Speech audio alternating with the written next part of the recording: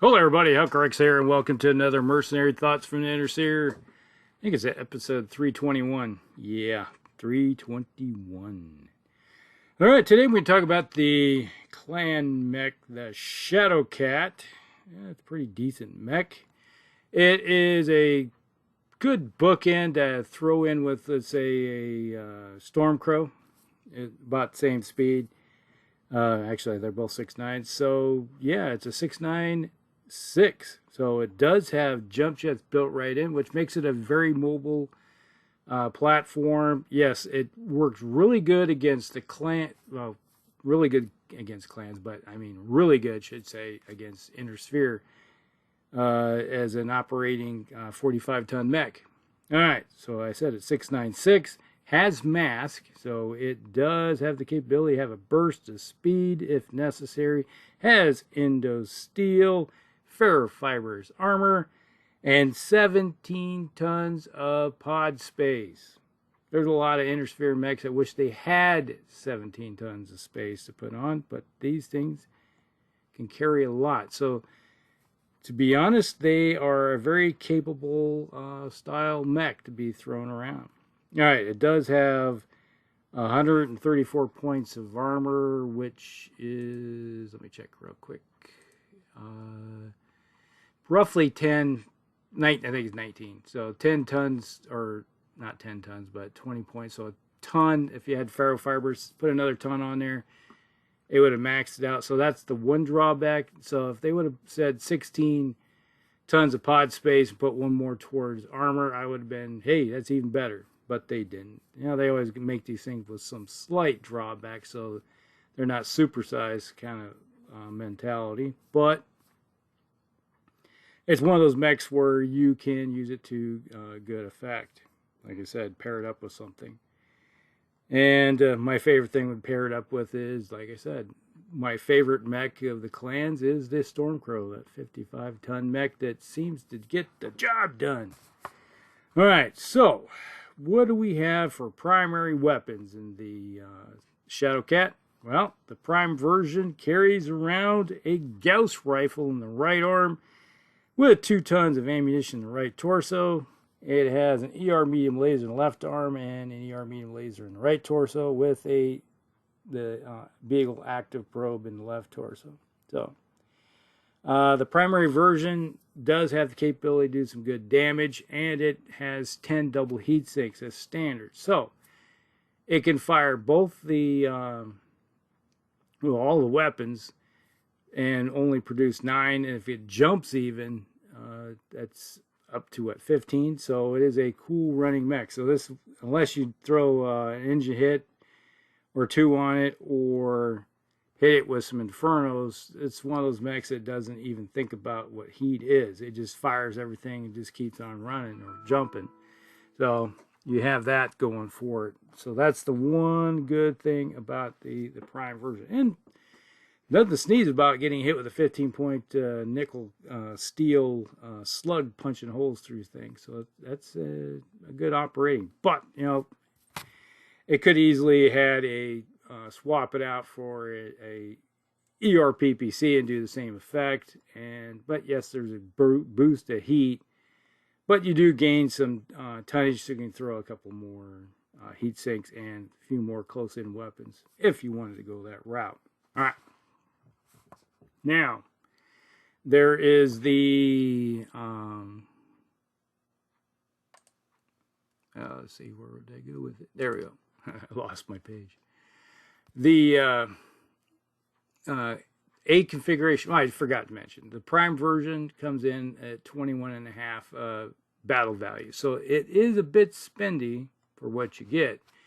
But there is a lot of stuff on board, and just something that comes with jump jets and an active probe.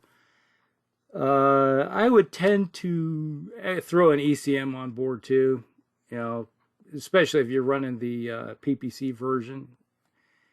Swap out the Gauss rifle for a PPC, then you're not worrying about ammo, and then I would throw a EACM on board too.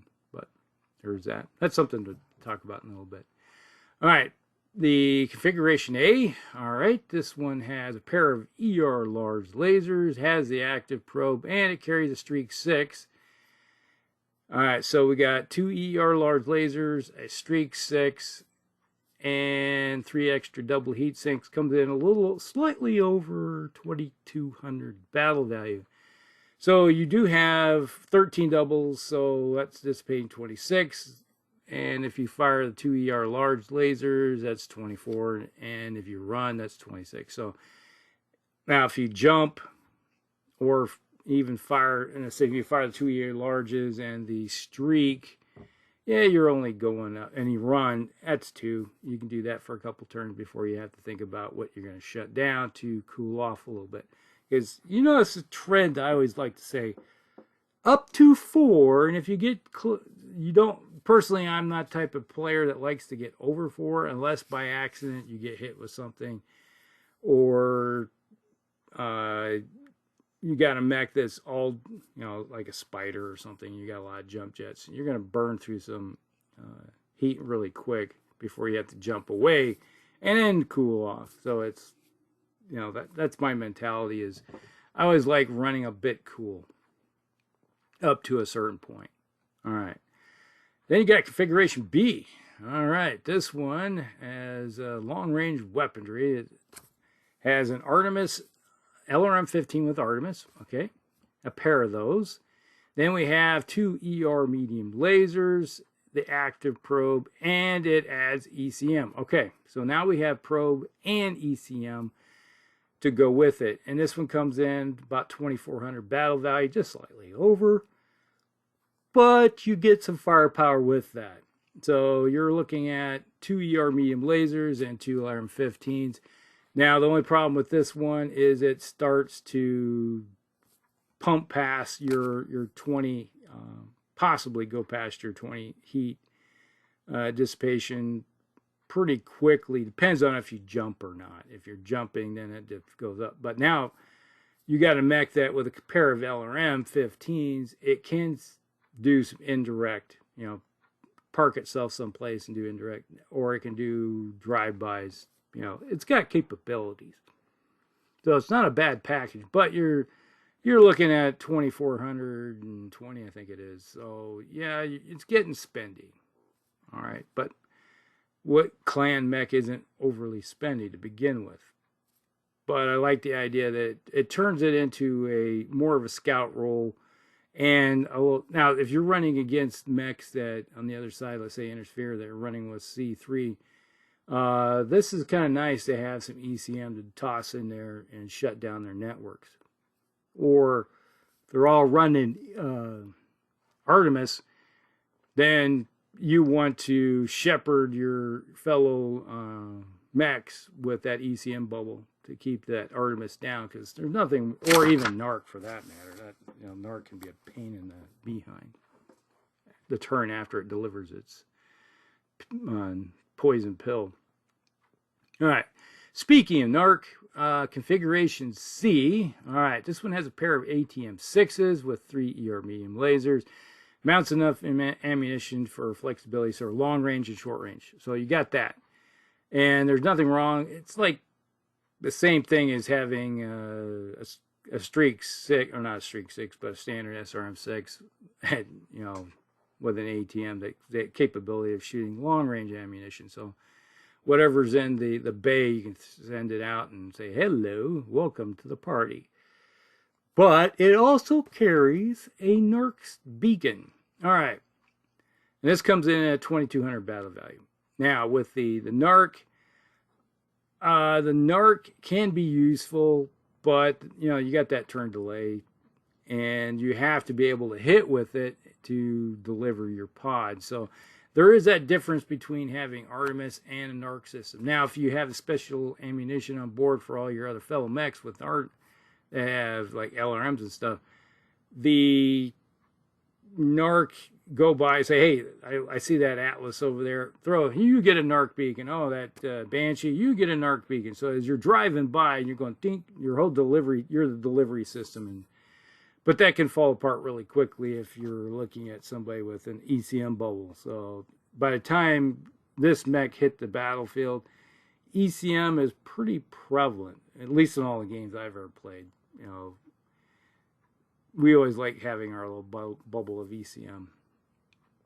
All right. Configuration D. This carries an ER large laser. Okay. An extra double heatsink. It has a pair of medium pulse lasers and 2 machine guns with an ER small laser and another medium laser. So, medium pulse laser. So, you got 2 medium pulse lasers, you got 2 machine guns, an ER small and a ER large. This comes in at 2,300 battle value. Oh, and it also has a streak 6. So this is a pretty capable mech for, it's kind of like a jack of all trades style when it comes to delivering damage out there. So you have the ability, so if you got straight leg, soft armored infantry running around, platoons of infantry, okay, those machine guns, ER small, that's going to help you take those out. And then you got the medium pulse lasers and your large for basically taking and the streak for going after any other hard targets, say mechs or vehicles for that matter. And a streak system hitting my experience is streaks do wonders for taking out vehicles because, yeah, it's only a 2-point shot, but you're always looking at those crits because you look at a vehicle, especially if you're hitting it from the side or even better, the rear, it increases your odds of doing critical damage to the mobility or even, you know, getting into the juicy parts. So there's that. All right. Configuration E. All right, this, they say it's a Dark Age 1. It has 2 improved heavy lasers, and we have 17 double heat sinks to go with it, and a pair of cooling pods for dumping the heat, and about almost 2,100 battle value. All right, we got heavy improved lasers. Okay, one of the last videos back, I missed that, the improved part of it. That just said heavy. So I'm sorry, guys. Occasionally I misread things. So, improved heavy lasers, yes, you don't have to worry about that mod, which is good. And you got the double heats to go with this thing to keep the heat down. But when it hits, it's not the range that you have an ERPPC, but when it hits, it's going to punch holes in this stuff. It's basically an armor ripper, but you don't have anything else to back it up. So that once those 2 weapons might be gone, then you're like, okay, what do we got to do now? Run away. So there's that. Okay, configuration F, another Dark Age version. This one has a, oh, what the heck is this thing? I totally missed this. A TSEMP cannon. I think it's the EMP cannon. Oh yeah, word of Blake. Forgot about this one. Yeah, to be honest, I've never seen this weapon system ever on the battlefield. This is why it's a bit of a mystery for me. I'm not exactly sure how it goes or how it works. So that, yeah, I totally missed about it. But I do know that it does explode from what it says here. It's like a Gauss rifle. It has a capacitor that can go kapoom.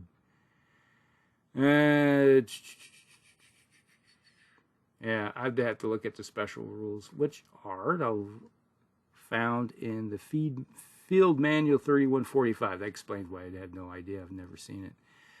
4145, that you're looking way down the line. It's like, I don't remember anybody ever playing a game in that era. It's like the most, I think, was 3085 is the farthest I've ever seen a game ever played at Battletech. So if you're talking about technology, I was like, okay, that's way beyond what we're thinking. So I'm going to skip that. It does have an ERPPC and a Streak 6, comes in at 3,000 battle value, so that cannon is pretty spendy. All right. Configuration H. This one is a LRM, has an LRM 20 with Artemis, has a target computer, and it has a heavy large laser, so the target computer offsets that mod that you have with the heavy laser. Carries 4 extra double heat sinks, comes in at 21.5 battle value. All right, so it has the capability of taking care of the heat, but you got the LRM 20 with Artemis targeting computer to go with the large laser. So the damage output isn't overly great, but with the heavy large laser, yeah, if it does hit yeah, you're stripping off a big chunk of armor in one's position. So there's that. And then, to be honest, the LRM-20 it sort of acts like that's your crit hunter style weapon system, because it's going to have a lot of different hits, typically 2 to 4 hits on some type of target.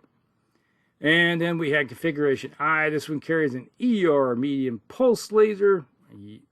Okay, so we got some room. We got an improved heavy medium laser in each arm. All right. So we do have the capability with a bit of extra damage. It also has a targeting repeater. So now with an improved heavy laser and a targeting repeater, that helps out greatly for dishing out some damage and hitting.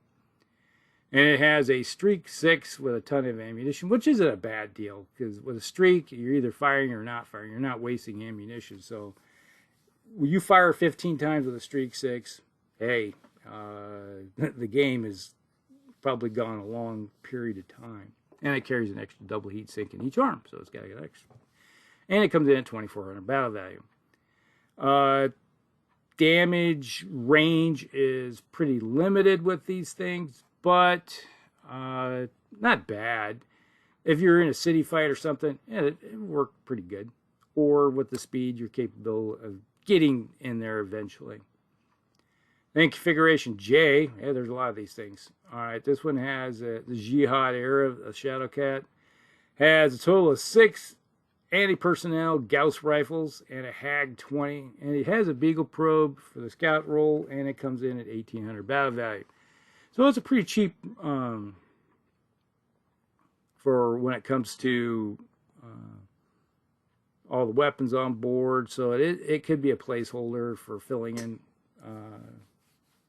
into your lineup.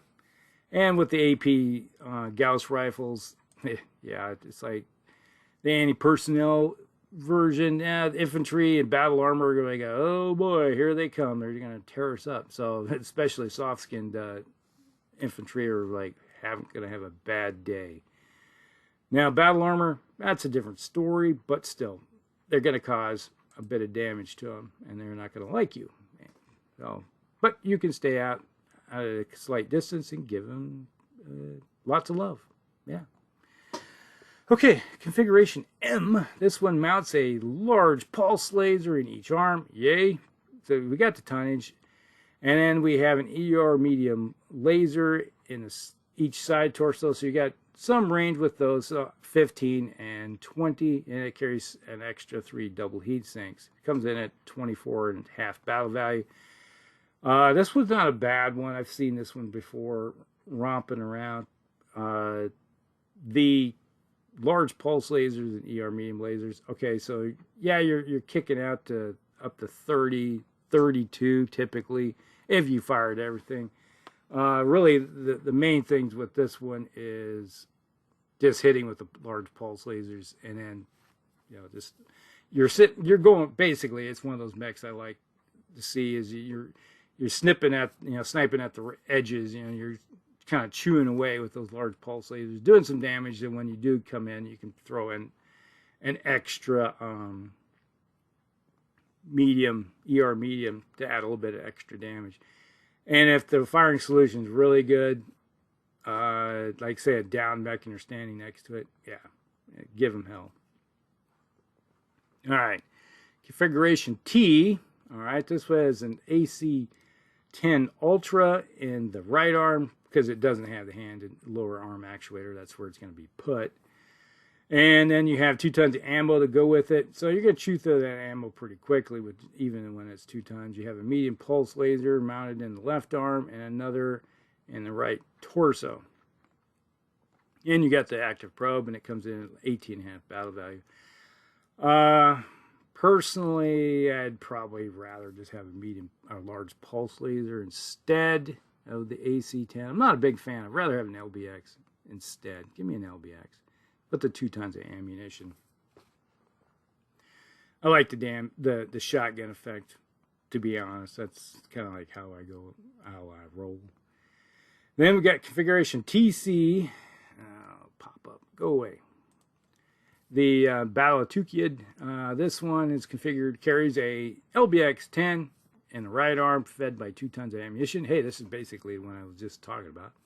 It has an SRM-4 with a ton of ammunition and an active probe, and it carries 2 small pulse lasers, one in the left arm and one in the right torso. It comes in at almost 1,400 battle value, so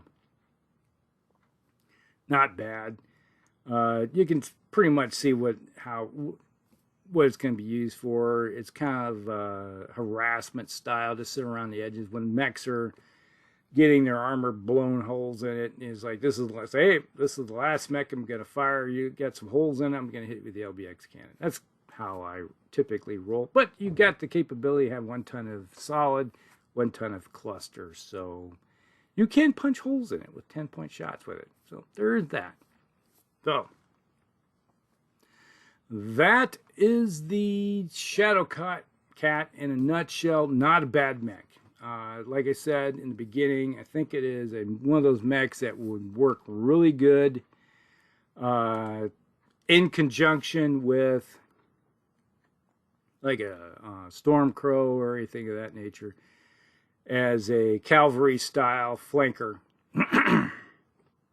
hitting the edges and then diving in later in the middle to late game. So you're gonna have some mechs that will attract the attention fairly early, and then when they're focusing on those, then you can start nipping at their heels, getting around the edges.